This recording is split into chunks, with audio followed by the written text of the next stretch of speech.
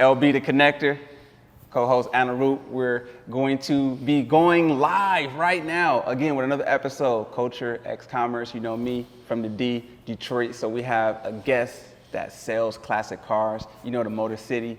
We love it. Motown. So we're going to get into it. Classic cars, culture, right? Those cultural markers, movies, shows, different things that can reignite a car. We're going to get into all of that right now. And don't let it go unnoticed. Mom's Detroit, Michigan shirt. Eminem, what up, though?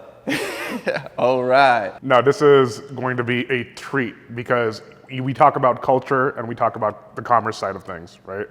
Now, when you think about this, you think, well, okay, so there's a brand that is going ahead and making brand decisions, right? Design, how are we messaging, and so forth.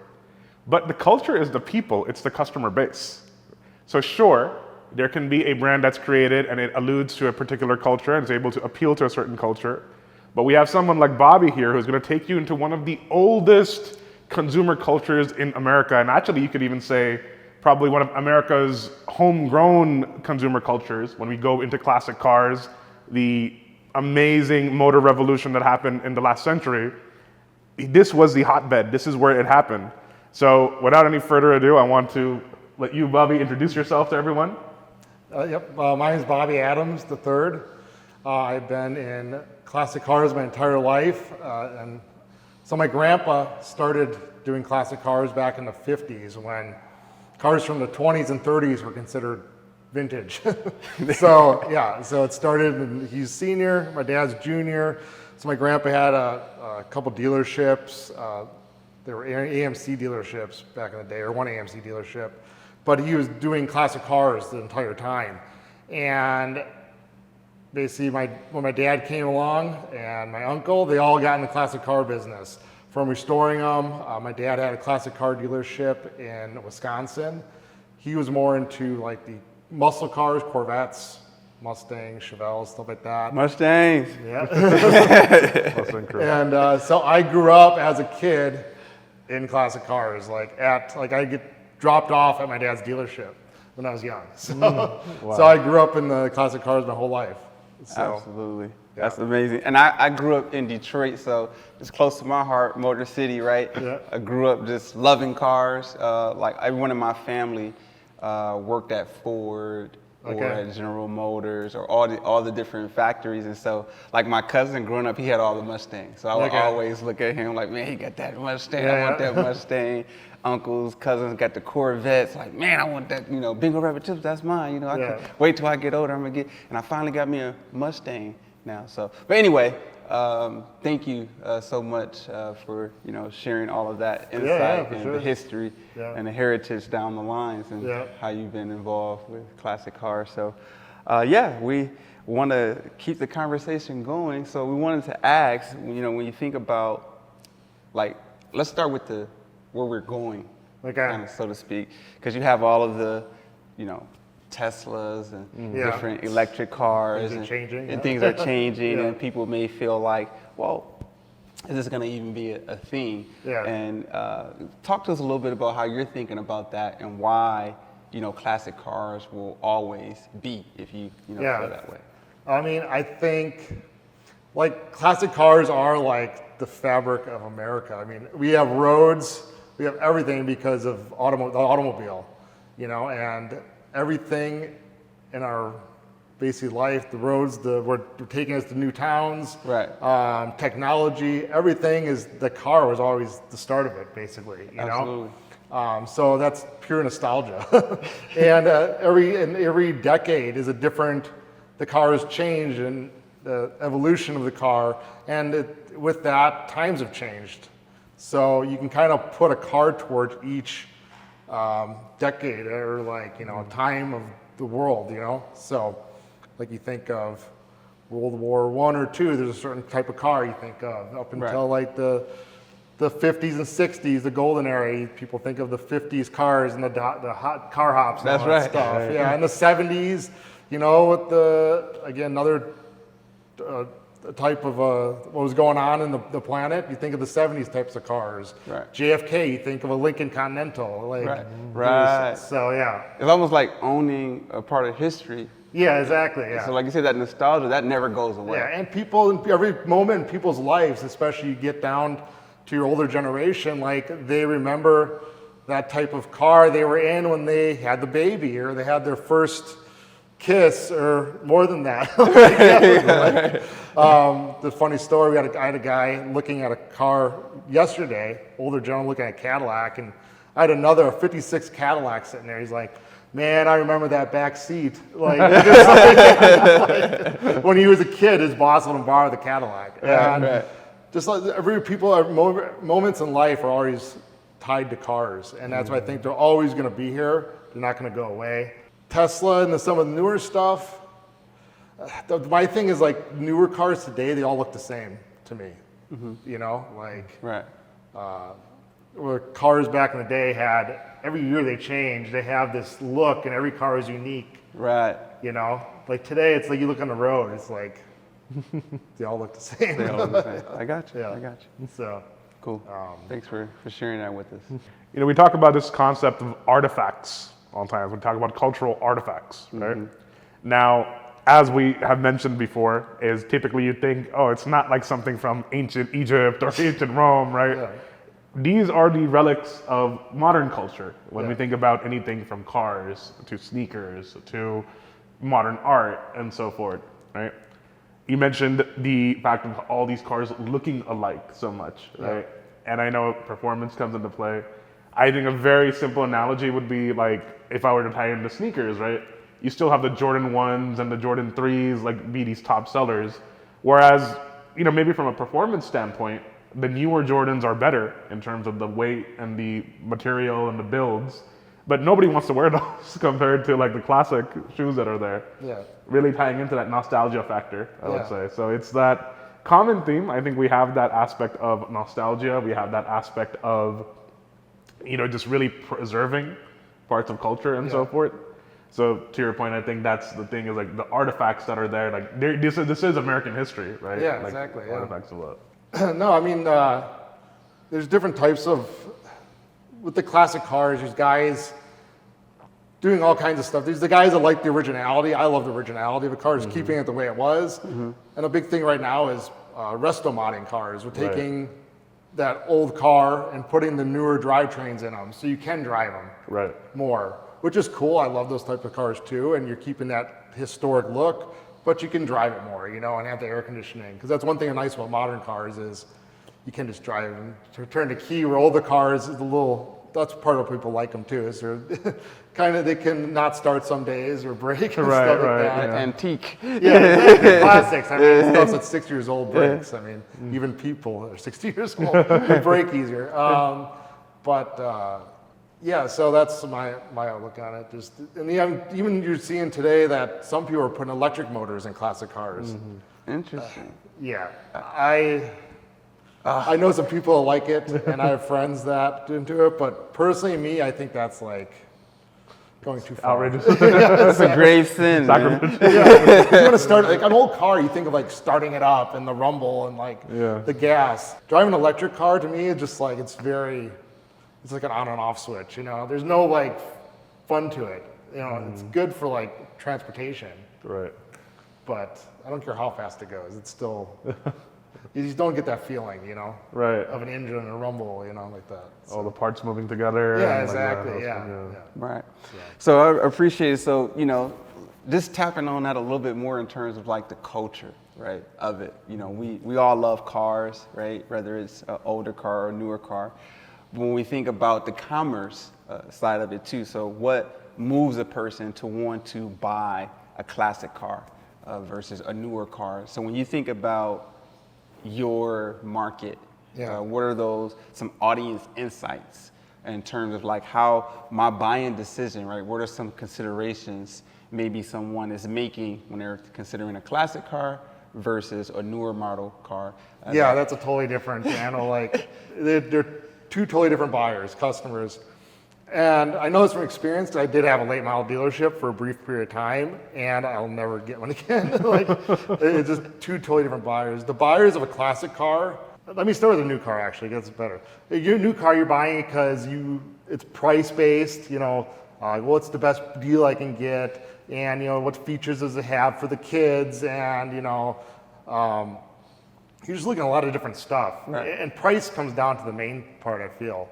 Where classic cars, price doesn't matter very much at all. People are buying that car that they had as a kid, or they remember their being, going to high school in, or it was their favorite car growing up, and now I can afford it now. And it comes down to price is secondary. And obviously, everyone has a budget or a price, but a new Mustang, for instance, a 2-year-old Mustang has a book value. Right. And everyone's gonna go basically on that book value. Where you get into a 68 Shelby Mustang, it kind of, it can be worth 150 or 250, depends on where you put that car. If you put it on auction with two guys that don't care, and the people they'll pay whatever it takes. Right. And you're dealing with people that, for the most part, they've already made it. You're buying a classic car not because you need transportation. You're buying it because you want it, and the money doesn't matter. Most people aren't financing classic cars. Even if some people do. That's a good insight. Yeah, they're buying it because they have a real life Hot Wheels collection. Right. There's so many people I sell cars to that have 10 cars, 20 cars, 100 cars. I've sold guys cars that have 800 cars. Wow, Yeah. my good. Did you hear that? Yeah. 800 cars. Yeah, so these guys, the money is secondary. It's all about they wanted that one, or it brings back a memory, or I want the best. And that's why we always say culture really drives behavior.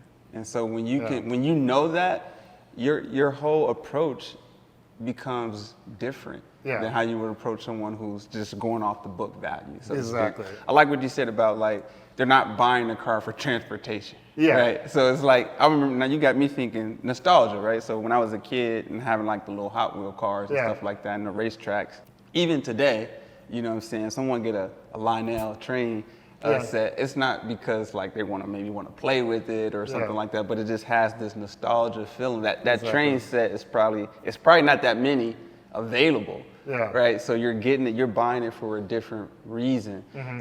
There's something cultural about it. It's a cultural artifact, as Anna was alluding to earlier. So I really like that point about, look, I'm not buying this for transportation, guys. Yeah, I mean, there's museums for cars, but they're all vintage cars. No one has. You might have one Tesla in there just for the first one or something. And I've never been to a car museum. Which is I need to do that. Yeah, there's a lot of guys that have. These guys have big collections. They'll create museums of their collections, so other people can enjoy what they did. So There's a plug for me. I'm gonna have to go and do some research now. Exactly, Find the next car museum. Cool. Yeah. I want to continue on that aspect of the commerce side of things, right? And actually, this will come into, again, we'll go from commerce into the culture, right? You mentioned the buyer that's there for the classic car. They're not a price-based buyer. They're more of a memory-based buyer, and so nostalgia. It's a subjective value, right? It's a value-based versus a price-based in that case. Now, I'm interested to understand, because when you are conducting business in that sense, right? And the sort of relationship you now have to cultivate with that kind of clientele, where you may have, because of the generations you've been in the business and the Rolodex that you have, I'm gonna use a retro word for that, Rolodex that you have, right? My dad still has one, actually. So I'm curious to understand that, because let's say you get a certain vehicle, and for different buyers that you have, it may have different values, because, and I know the auction aspect comes into play, but what are some more of the nuances that are there in terms of dealing with that classic car buyer, right? Whether in communicating, whether in terms of building that relationship with them, and so forth. What are some of those nuances that come into play? Yeah, I mean, you're building it comes down to almost like a friendship. You're you're in a different level, like with a late model car, for instance. It's like a transaction. You get that, you're a car salesman. He's a car salesman, the type of thing. You go to a car lot and everyone's chasing you. With a classic car, it's more of a friendship. Yeah, it's more of a friendship. It's like it's an emotional. You get like it's a connection you build with them. A lot of guys with classic cars I end up like going to hang out with, or you're like meeting their family. It's like it's a totally different thing than a late model car. So a lot of guys I deal with, they'll watch my social media and see what I have, and they know the types of cars I deal in. I really work hard on finding really good cars, like rare cars, nice condition, because you're dealing with old cars. You can have that one 63 Cadillac in all different types of condition. Like it can be one that someone tried restoring and they did a really bad job, or it's been sitting for a long time and it went to, or the one that's been really well preserved or well restored. And a lot of these guys trust me to find the best ones of that. So it's a lot of trust and friendship. Yeah, exactly. Like I have guys that'll watch. Like I didn't necessarily even reach out to people. Like I had a salesman always used to reach out all the time, but I'll just put the cars up because I don't want to be the pressure type. Like buy my car. I'll just put it out there, and then people will just know I have a good car, and like I want that one. I want that one too. There's so many guys I've dealt with. I have one customer that the last 40 classic cars he's bought are from me. Like, whoa, he'll 30? buy 40. 40, yeah, wow, like 40. He buys a car, trades it in, buys two, trades two in on one. Like I just get them all back all the time, but he trusts on everything I buy. So it's just amazing. Like, yeah, you're kind of like, and I've had dinners with them and family stuff. It's just like, it's a totally different world. It's like it's a legitimate community. It's a community, yeah, exactly. You're building a community, and like, it's like part of your family almost, So, there's guys that just come in, like they don't know about, they're new to the classic car thing. They've always wanted that car, but they don't know what they're getting into. And that's also, you got that responsibility of teaching them what a good car is and what a bad car is. Because there's a lot of guys will go in there and just like buy the first, let's say they want a vintage Mustang. Well, they just go on Craigslist or whatever and they'll buy off what they're used to buying off price or whatever, and they can get really screwed. Yeah, if you don't know what you're looking at, or so hire a consultant. Don't just rush out there to Craigslist or wherever you go and look at cars. You want to come to the experts. It goes to, you get what you pay for the classic car. Yeah. Yeah. Okay. I mean, I'm not gonna toot my horn, but I'm good at finding deals out there because I can just look at pictures and tell. Like, I buy a lot of cars out of estate sales and stuff like that. But I'll buy them sight unseen. If a normal person did that, they would just get burned left and right. Where I can go look at pictures and I can ask the right questions and I can just get an idea. This is a good car. Then I'll get it and I'll take it. Like every car I get, I have to go do something to. Right. It's either getting something to work or something doesn't fit, is broken. So I'll fix as much as I can, or I'll say this is what's left to do. Yeah. All right, so let's kind of go back in history a little bit to when you first, maybe started working with your dad or grandpa, and really started to take it on. In your early days, like what was maybe your first sale, and like what that was like, as you were, kind of getting, in the groove of things.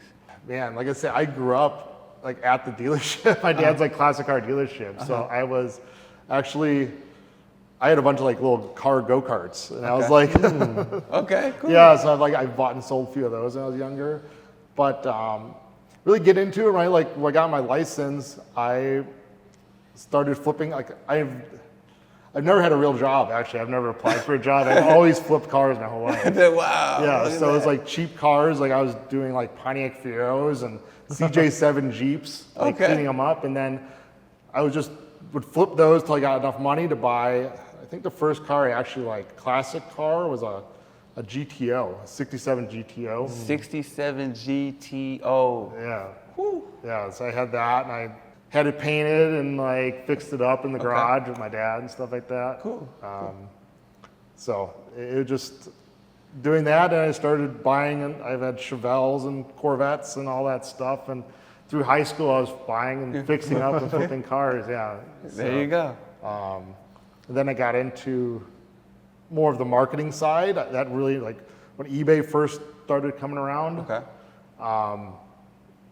that's when you could really like get cars out to the world, basically, with eBay. So And- this is an interesting insight. Right now, we're about to go into the eBay platform, and what is it like today? But so Yeah. when you're describing it, what year is this? Where are we? Yeah, this is in the 90s. Okay. Late 90s? Late 90s. Okay. The early, mid to late 90s. Like before that, it was Auto Trader. Like you deal in classic cars, it was, I'd go at 5 in the morning, get the Auto Trader, Okay. and buy them off a little like ad.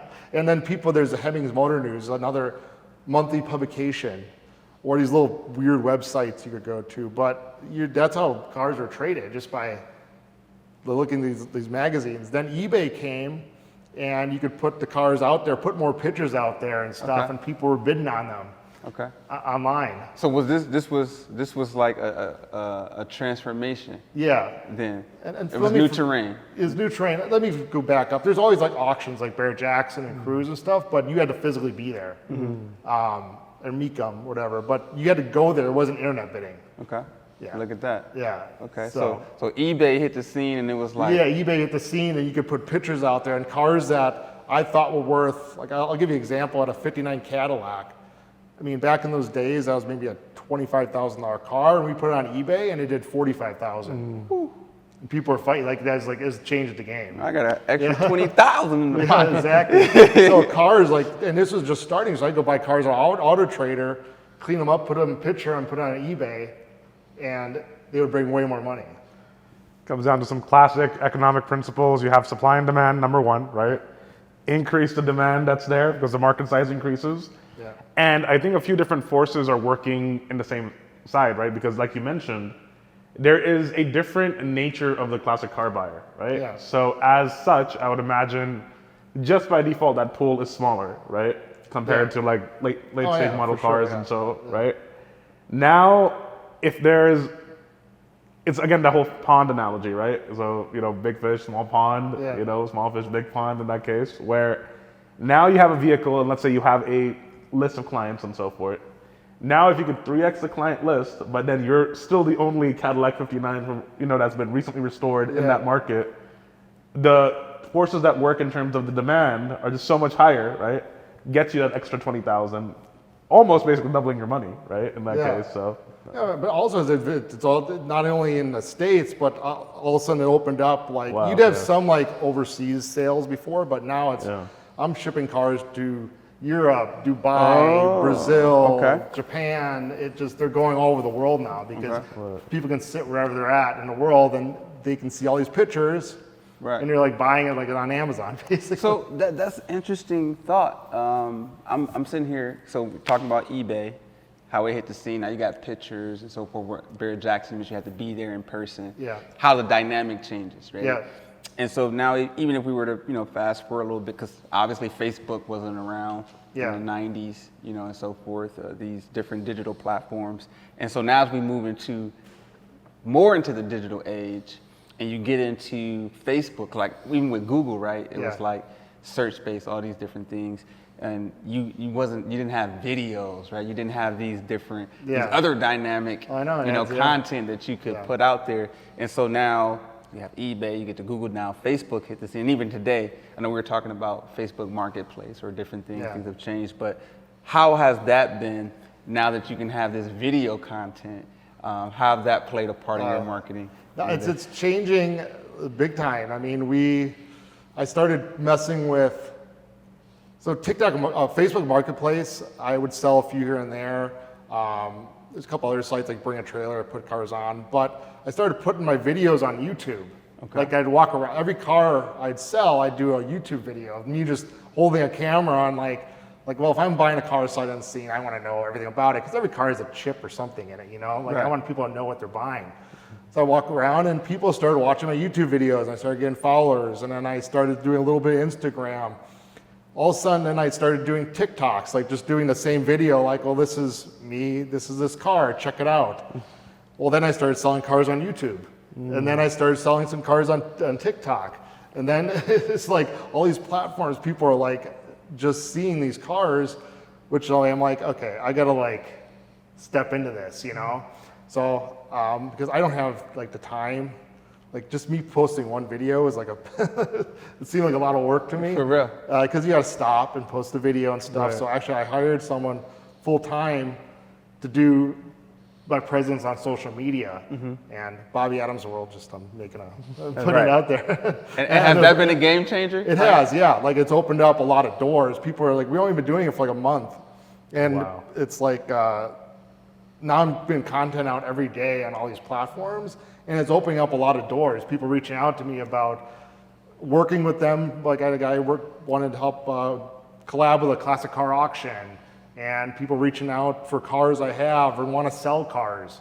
So it's like I'm getting Right. an influx of people, and it's just starting, you know? There you go. So it's totally different. But they're seeing now, like, I'm doing the same thing I'm doing. It's just being documented. Broadcast and documented. Yeah, and they can see how I do things and what I do. It's not just, you know, a car comes in and goes out the door. That's right. So thank you for the transparency and sharing that.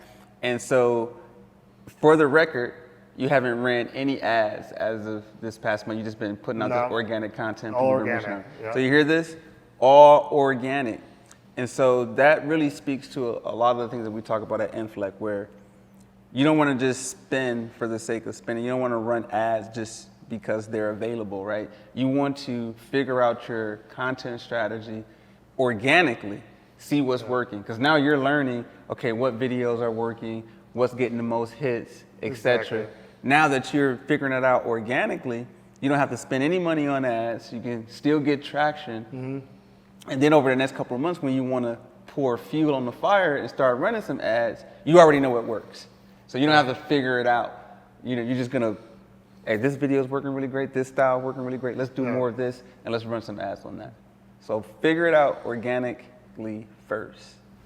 Another thing I would add to that would be just that aspect exactly when you think about going from like an auto trader to an eBay, right? Yeah. How does that open up? Like it's another layer of the onion, right? Another, you peel it back, and so you go from a platform that then becomes a marketplace like an eBay, right?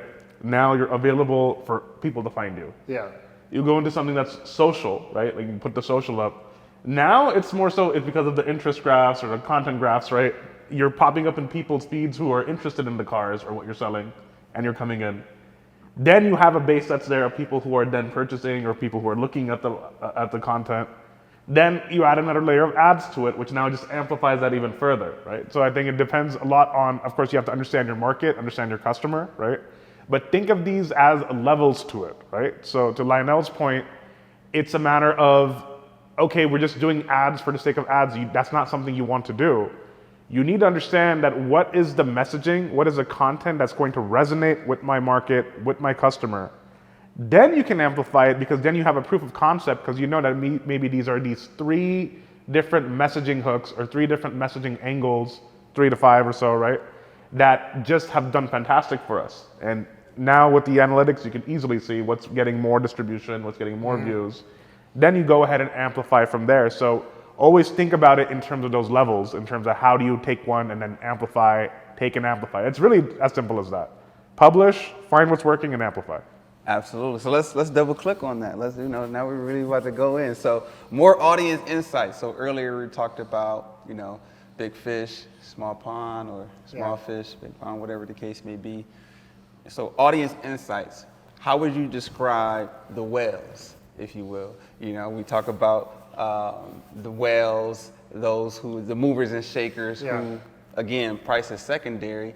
So when you're thinking about that market, and we mentioned, obviously, it probably shrinks.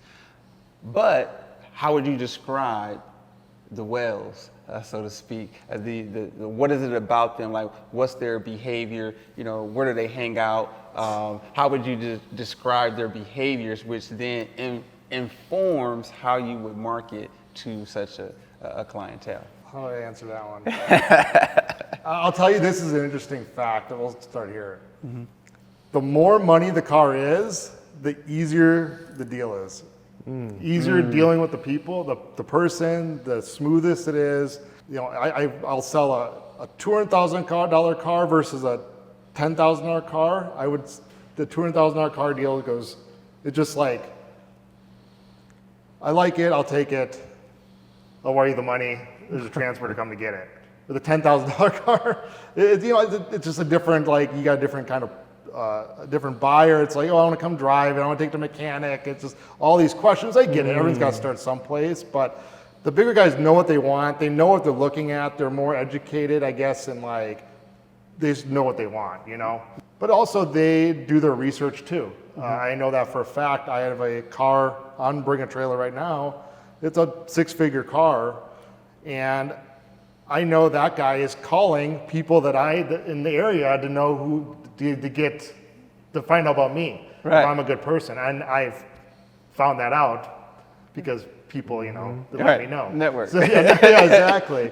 So yeah, it's about, you gotta have a good, you just gotta be an honest, good person, you know, you just can't be burning bridges and stuff like that. You're reparable. That's the word I'm trying to say. There you go. Reparable, and like people know I sell nice stuff, and I find stuff, and I really work hard in finding good cars for people. So that's an insight. So these individuals, they're going to do their research. They're going to do their homework. They're going to do their due diligence, their homework. Okay. Exactly, and that's what makes them like to make decisions fast. You know. Okay. You don't know what they're doing, and then even like doing all the social media stuff, they're going to look into you and make sure that you're for real. You know, and they can see that I do this for a living. So it's like, you know, they get a good idea who I am. Okay. So, but it's also just going out and networking. That's a big deal also. Car events, car shows, and you can't just sit at home behind the computer. You got to get out there. People want to meet you. And because, you know, again, it's networking because that one guy that sees that $100,000 car just like that, like, well, does other people know him, or my friend might know him because he talked to him at a car show. Right. You know, to know you're real. I love it. I love it. So now if you got to read between the lines. You know, you want to pick up on them audience insights. And one of the things I've gathered, so they do their due diligence. They like car show events. Yeah. They're going to maybe Barrett Jackson's, or these are some of their interests, right? So those are some layers. Yeah. Perhaps maybe they're frequent travelers, you know, and so forth. Just different insights of their behavior will tell you some of those things. Yeah. So obviously, you'll want to be thinking about where they like to go, where they like to network, etc. Yeah. Okay. Yeah, they're good. This 2 weeks from now, or in 2 weeks, there's Monterey Car Week up in Monterey, California. Okay. It's like the Super Bowl of classic cars, basically. It's like I'll give you an example. People fly their cars in from around the world for the show. Okay. Like literally on big jets. Like, and they're the most expensive cars in the world. I mean, there's a Concours d'Elegance. There's, cars are millions to tens of millions of dollars that go there. Like the airport just gets a traffic jam of jets, basically. Wow. But there's shows going on all week, like for exotic cars, classic cars, auctions. There's one car show called the Quail. Like, your car gets invited there, and they give you you win the show, you get a Rolex, like a presidential Rolex for the show. Wow. More audience insights. They wear Rolexes. Yeah. You know, they like. Yeah, exactly. But just going there, like, you know, the cars are even above there's different types of cars. You know, this is like a super extreme high end. But there's regular cars there too. But it's just going there and meeting the people, you know, and connecting with people and making those relationships, because you have no idea who you're gonna like meet or sit next to, because that whole town's full of car guys and car people and women and, you know, everyone that's into cars. Absolutely. I mean, I dare to ask, are you going to be there? I'm going there. Yeah, we're going there for a week. I'm sending a car to Bonham's auction. It's like, you get like the higher end auctions there too, like RM, Sotheby's. Okay. Goodings, it's a Christie's auction, Bonham's. I mean, you hear those in the art world. Yeah, absolutely. Yeah, like all the $1 million art pieces. But, so yeah, I'm taking a car there to sell, and I'm going there to buy, because I have a trick that I shouldn't be telling this, but I am. So all these cars are really super high end, you know, like there's cars selling for millions of dollars, but I go there for the cheaper American cars that maybe some that don't really fit in up there. So I can go there and get some deals sometimes. Like, okay. So, okay. But I'm taking. I'm gonna have a strategy. Yeah, there's a strategy, but also it's going to meet people and again connections. Absolutely, love it, love it. So. That ties back into what we talk about with anchoring, right? It's like you have the super high end, like the cream of the crop of the classic cars, But then you have these other cars that also show up, right? Yeah. But it's in that ecosystem, it's with those buyers, it's with that fan base, and you're able to find those right deals and, you know, rightly priced, accurately priced deals, and so out of that. Like the car I'm taking is a 55 MG, a TF. Nice. It's a little sports car. It's a $40,000-$50,000 car, but it's gorgeous. Fully, the guy's probably spent $100,000 restoring it. But I'm taking this high-end auction where like the cars are hundreds of thousands up to the millions.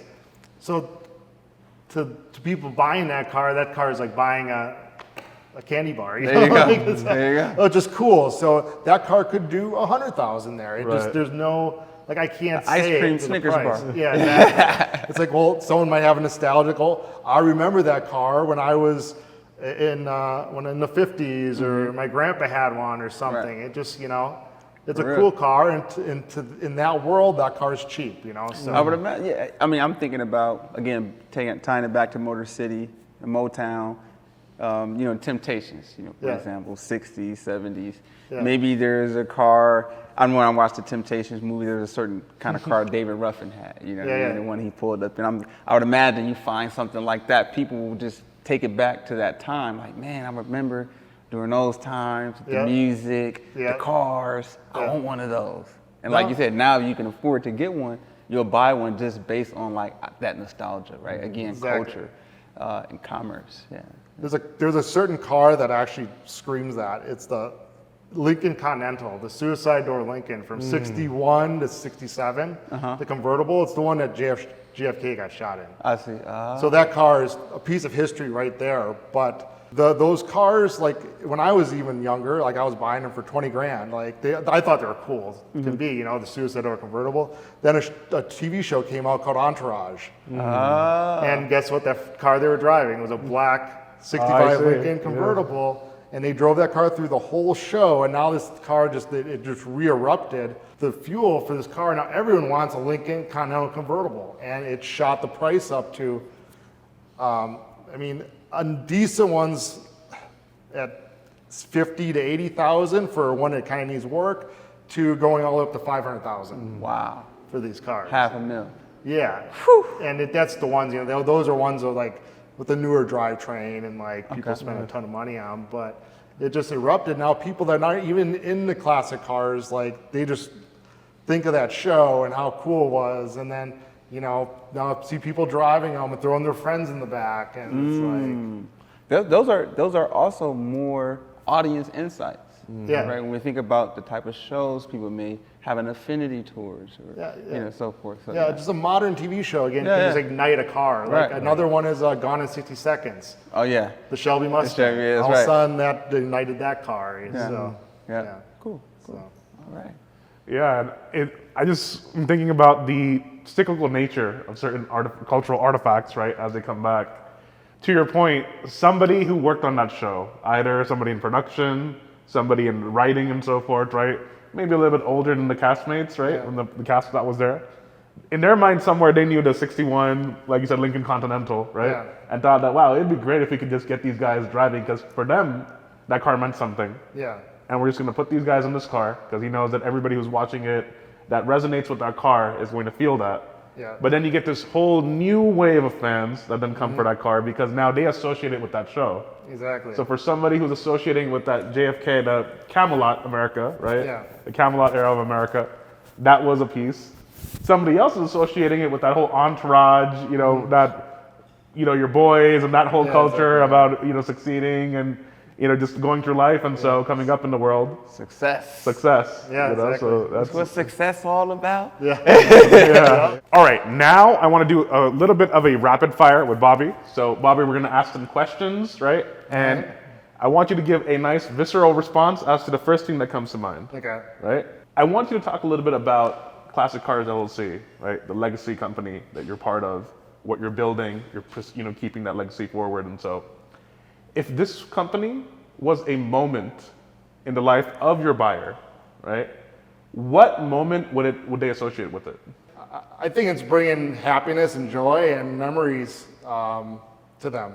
They're not just buying an item that they're just going to use. They're buying emotion. They're buying a piece of their history back, basically. A memory. And now let me ask you one more thing, because again, in the market of cars, you understand how different models, different vehicles have their position in the market, right? If you were to look at Classic Cars LLC as a car in the market, what car does it most associate with? I'm partial to Cadillacs, so Okay, yeah, classic American. I decided like the 59 Cadillac is like what I think of because it just like it stands out. It's like always creates conversation. It's a conversation fun. starter. Yeah, exactly. It just like color- everyone recognizes it. What color is it? Red because it's bright. Hey, that candy apple, my baby. Cool. Yeah. All right. So, any more questions? Just a couple more I'm going to go with, and it's going to be, first, I want people to hear this, right? What is one of the most remarkable, outrageous, whatever adjective you want to use, like selling story that you have in terms of there's just a deal that happened, which it was just mind-boggling, like, wow, that deal just happened like that. I'll tell you a story. This is going into personal, but in 2018, I actually had a heart attack, believe it or not. And I just came back to work. I had a dealership, my dealership was going on. They basically had to shut things down kind of because they didn't know, like, it was like, I had one guy working for me that's kind of running the whole thing. And I just came back from an auction. I bought I think I had like 11 cars and we kind of had a low inventory, we had a bunch of cars in the shop. I think I had like 25 cars total. And I came back to work and my guy Jimmy's like, we have a customer who's interested in a couple cars. And I told him about all the cars we have coming. And he's like, he bought the one over the phone, but he's gonna come and look at all the cars, that we just got. So we had a bunch of truckload of cars come in. Okay. And this guy flew in and he looked with his notepad. He's like looking at all the cars. He spent like half a day. And he came back, he's like, I want all these. There's 16 cars on the list. Put a number together.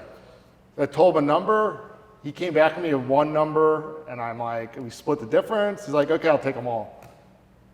Write a contract, and we'll ship them all. It turns out he had 125 cars, and now he has 116 more to that. And I sold them basically all of my whole inventory. Wow. Wow. Yeah. Wow. And this was in 2018. Yeah, in 2018 it happened, yeah. Wow. Wow. Yeah, that's What a crazy story. deal. Like, it just random, like, he was the CEO of a big company that everybody knows, but Yeah. he does that. And this Do was we right know after how he you. discovered you? I had a car on eBay. eBay. Yeah. 2018. Distribution advantage. Wow. Yeah, he had a car on eBay, and he saw a couple other cars I had. I was doing a little social media at the time, like Instagram, I think. So he saw I had other cars, but he flew out, and we had the same taste in cars, let's just say that. That's why I bought everything I had, Right. basically. Well, obviously you went through a traumatic event. Blessed to come on the other side of that, and you created something like we talked about earlier, that legacy. Yeah. Legacy, right? Yeah, exactly. And you're carrying that, so we appreciate all your hard work and for joining us, and you keep going, keep pushing, and sharing all these insights with us. So, Absolutely. brilliant. There's one thing I'm going to leave off with also that one of the most important things, I guess, with this business, particularly classic cars, is trust. Building trust with your customer. That's right. And that goes in with doing good business.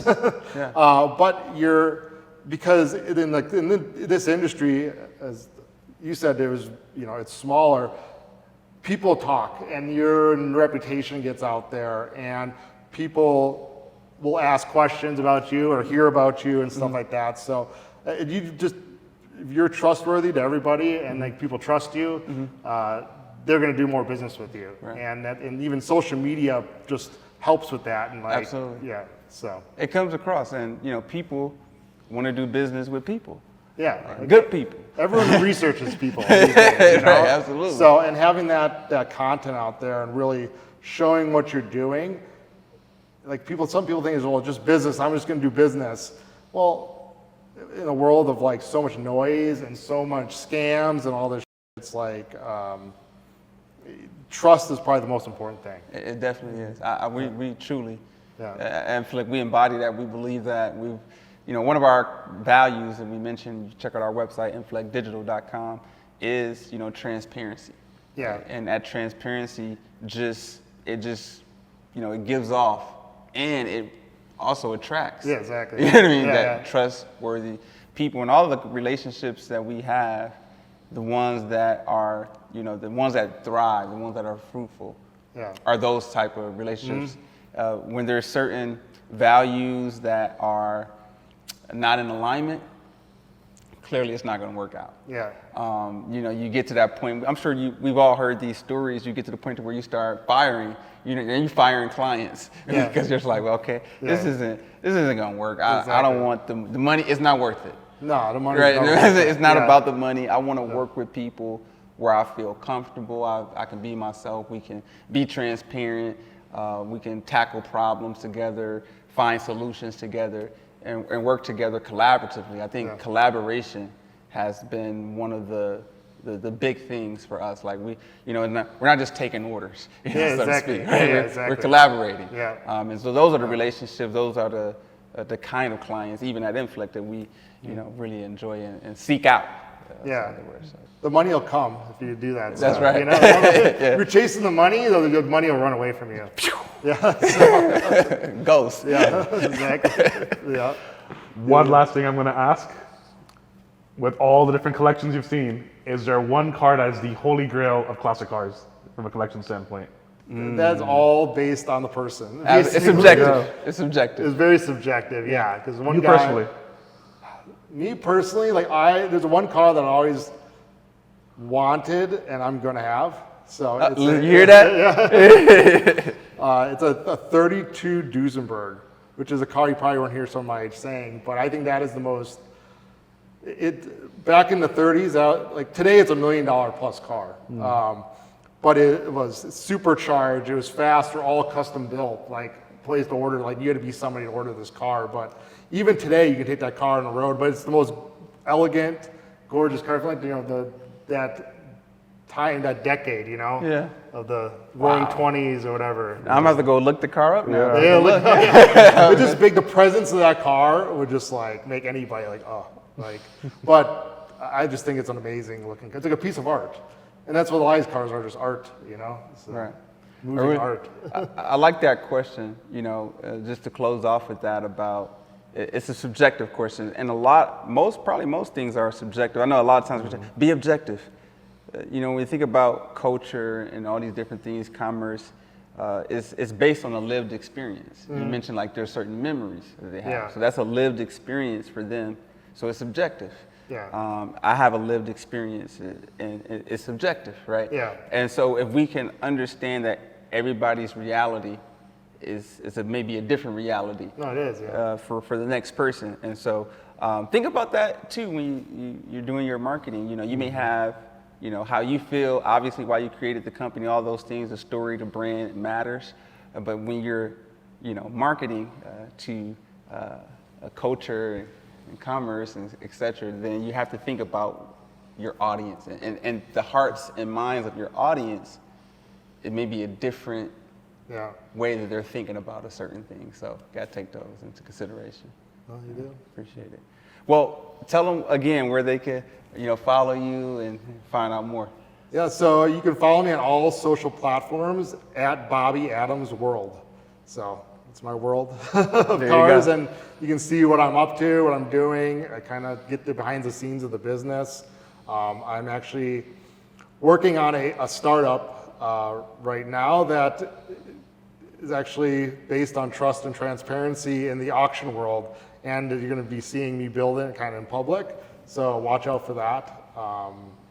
It's really pretty cool, and fixing a lot of stuff I see wrong out there in the auction world, and helping people out. So, but yeah, that's it. Appreciate it. So we'll be a part two. We talk about this next company. Yeah, exactly. All right. Now.